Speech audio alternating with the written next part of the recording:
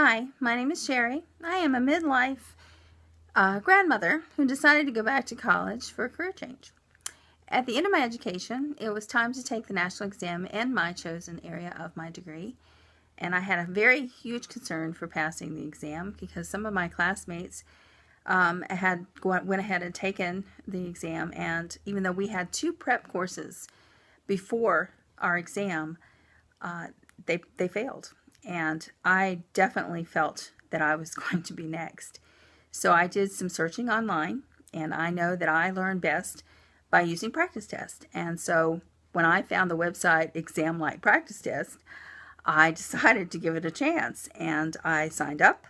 I followed the tutorials, and I daily did everything that was in the criteria to learn to take the test, and I did my practice test.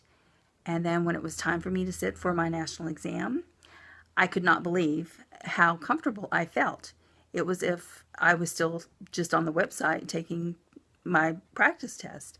And of course, the questions are not the same, but they are definitely worded in a similar way, and the focus is on what you're going to be tested on.